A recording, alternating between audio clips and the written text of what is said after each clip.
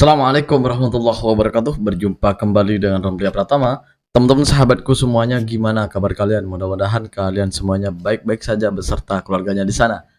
Teman-teman sahabatku, buat kalian yang baru gabung, yang baru nonton video ini, silahkan di subscribe dulu, di like, dan di komen guys. Buat teman-teman sahabatku yang udah mendukung support channel ini, terima kasih. Mudah-mudahan kalian semuanya diberikan kebaikan umur, kebaikan rezeki, dimudahkan segala urusannya, baik urusan dunia maupun urusan akhirat. Amin ya rabbal alamin. Seperti biasa guys, kita akan reaction beberapa video yang lagi viral. Seperti apa videonya? Ini dia guys.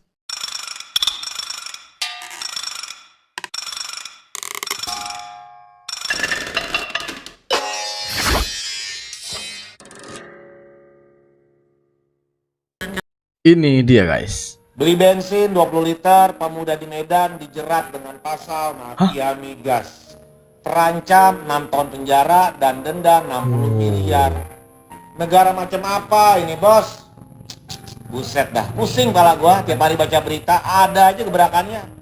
Ini Seskap Teddy apa nggak mau manggil Debbie Ceper apa? Lantik aja di Kapolri Debbie Ceper. Sama sekalian Salim Doer, lantik jadi Jaksa Agung. Saya akan lawan! Waduh. Jadi ada ceritanya gini guys. Ada seorang pemuda di Medan itu beli bensin, beli minyak petrol, itu dikarenakan di rumahnya itu ada hajatan itu apa ya? Mau kenduri. Jadi mau seleb daging, itu seleb dagingnya itu seleb tepung, daging, beras gitu-gitu, itu pakai minyak petrol gitu.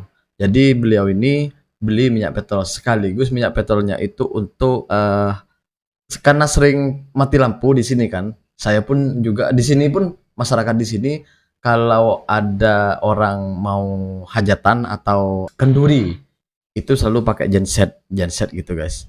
Itu pakai minyak petrol kan. Itu mau beli itu anak muda ini 20 liter dan ditangkap sama polisi. Ternyata dijerat dengan undang-undang mafia migas yang dendanya itu atau samannya itu ya berjuta-juta ringgit lah guys, bermiliar-miliar lah kalau orang kalau duit rupiah gitu, dan hukumannya itu 6 tahun penjara. Gua heran ya, sedangkan mafia migasnya sampai sekarang itu nggak ditangkap-tangkap, tapi orang yang beli cuman untuk kebutuhan satu kali aja, kan kenduri itu kan tiap hari guys, satu kali aja itu ditangkap. Gimana guys? Menurut kalian adil nggak ini? Menurut kalian adil nggak? Seandainya ini berlaku di negara kalian atau berlaku kepada kalian, ini adil nggak guys? Tolong tulis di kolom komentar guys. Kita lanjut. Apa ini? Satu hal kecil yang gak aku expect tapi bikin aku lebih disiplin selama aku Oke, tinggal di Malaysia kenapa kak? adalah aku lebih banyak jalan kaki selama tinggal di sini karena di sini tuh nggak ada Grab Ride atau Go Ride atau ojek. Iya, Motor nggak gitu ya, ada, guys. ada. Kalau GrabCar ada, mereka punya juga beberapa aplikasi lainnya. Tapi mobil aja nggak Nggak ada ada yang yang motor, motor. betul. Tapi Motor kalau tak buat ada. pelajar, kalau misalnya buat daily trip pakai Grab itu lumayan pricey ya. Makanya aku lebih sering ngandelin public transport Iya. mereka. Dan jujur public transportnya di sini udah bagus banget, Yes, nyaman, betul. rapi, On dan time, on time. betul. Ini sepengalaman aku ya. On time banget, on time banget. Saya pernah mengalami itu semuanya. Selama di sini juga aku belum pernah ngerasain macet yang parah banget yang sampai Iya, berjam-jam iya. gitu. Mungkin salah satu faktornya karena motornya nggak terlalu banyak gitu kali ya. Jadi perjalanan kita masih cukup predictable. Dari situ aku mulai belajar buat planning sebelum pergi, mulai dari Iya, cek rute, iya. jadwal, sampai estimasi waktu Yes. buat sampai di tempat biar nggak telat. Lama-lama kebiasaan kecil kayak gini tuh yang bikin aku lebih disiplin dan Yes. lebih mandiri selama di Malaysia. Bye guys, see you. Saya pun banyak belajar daripada Malaysia sebenarnya guys. Saya dulu ya orangnya tidak disiplin banget. Ketika saya ada di Malaysia itu, saya itu lebih menghormati waktu, lebih disiplin, dan ya seperti kakak bilang tadi itu bener banget guys. Jadi kita tuh udah tahu nih nyampainya ke tempat kerja itu jam berapa, kita harus berangkat jam berapa, kita harus on the way itu jam berapa. Ya kita udah kayak udah harus mengatur waktu dari sebelum kita berangkat gitu. Jadi benar-benar ya kita itu diajarkan di sana itu kayak harus disiplin, harus ya on time gitu. Itu yang paling penting. Karena orang Malaysia itu seperti itu, guys. Dan sangat-sangat gue belajar lagi itu tentang kayak beratur gitu-gitu. Mana memang hal kecil tapi di budaya kita itu rasanya ya bukan nggak ada tapi kurang, guys. Kurang sangat kurang gitu. Makanya ketika orang Indonesia hidup di sana, baru hidup di sana di Malaysia itu pasti terkejut. Bukan cuma gua, tapi banyak orang yang terkejut gitu. Karena udah nggak terbiasa di negara sendiri, ketika berada di negara orang yang sangat disiplin itu sangat kayak gimana ya? Ya Allah, gini ternyata di Malaysia gitu. Gue juga gitu dulunya gitu, guys. Terkejut gitu. Karena ya nggak terbiasa di tempat kita gitu. Kita lanjut, guys. Rupiah Jadi langsung apa ini? menguat nggak? Saya kebetulan mendesain pola pikir begini. Rupiah itu jatuh karena 3 hal.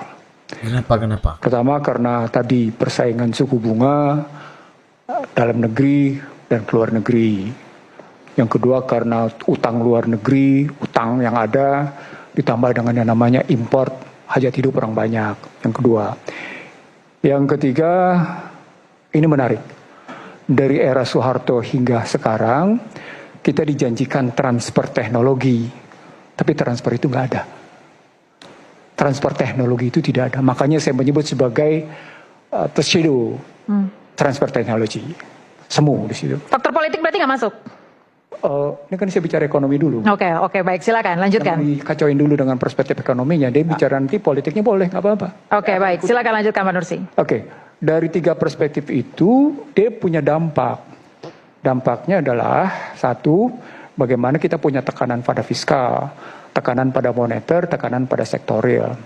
Tekanan itu berdampak pada yang namanya cadangan devisa menurun, arus modal keluar, tekanan biaya impor naik.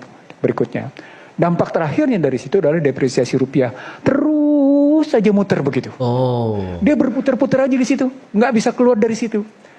Posisinya tekanan tadi menekan ke fiskal, menekan ke moneter, sektorial, kena ke cadangan devisa, kena ke berikutnya ke biaya impor, ke masyarakat. Ya terjadi depresiasi rupiah. Dari siklus yang tidak bisa keluar itu tadi, maka persoalan besarnya saya bilang, saya akuin Prabowo benar kalau bilangnya sistem, betul dia.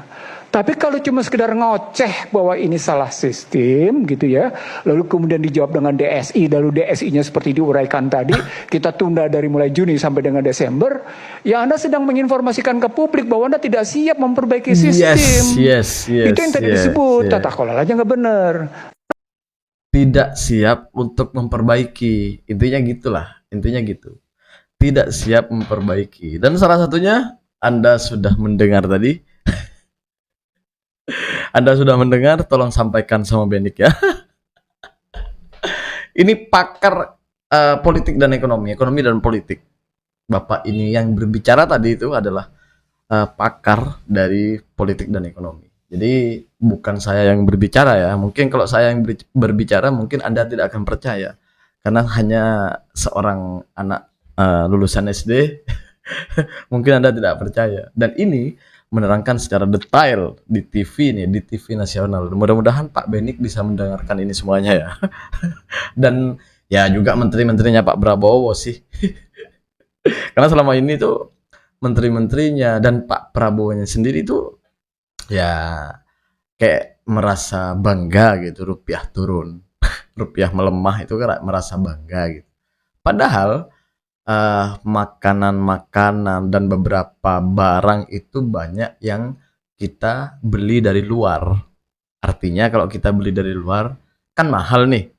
Jadi penyebab naiknya makan di Indonesia ini, bahan makan di Indonesia ini, ya menurut saya itu juga karena kita beli dekat luar itu mahal. Menggunakan rupiah kan, rupiah kita lemah. Sedangkan negara-negara lain seperti rupiah itu stabil. Bahkan ada yang naik gitu-gitu kan. Jadi kita beli kan mahal jadinya. Dan salah satunya mungkin itu. Karena banyak barang-barang bahan pokok untuk makan tiap hari itu ya mahal di sini guys, tambah mahal. Jadi mungkin seperti itu guys. Terima kasih buat semuanya yang udah nonton. Terima kasih buat semuanya yang udah support saya. Assalamualaikum warahmatullahi wabarakatuh. Jangan lupa guys, salawat.